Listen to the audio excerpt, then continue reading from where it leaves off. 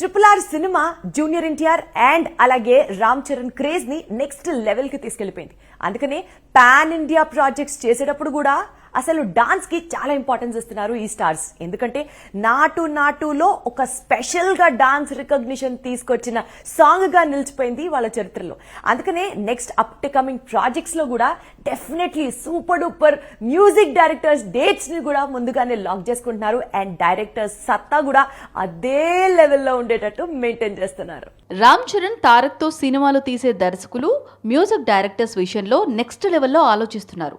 తమ హీరోల డాన్స్ కు ఫ్యాన్స్ ఎక్స్పెక్టేషన్స్ కు మీట్ అయ్యే విధంగా సంగీత దర్శకుడిని ఎంపిక చేస్తున్నారు. గేమ్ చేంజర్ కు తమన్ సంగీతాన్ని అందిస్తున్నాడు. బుచ్చిబాబు మూవీకి ఏకంగా రెహమాన్ రంగంలోకి దిగాడు.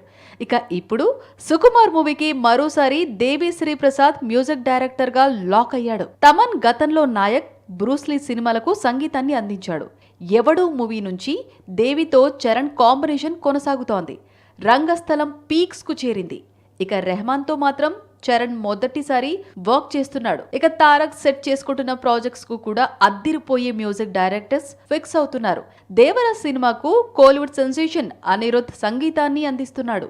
ఇప్పుడు వార్ 2 మూవీకి ప్రీతం మ్యూజిక్ డైరెక్టర్ గా ఫిక్స్ చేసింది యష్ రాజ్ ఫిలిమ్స్.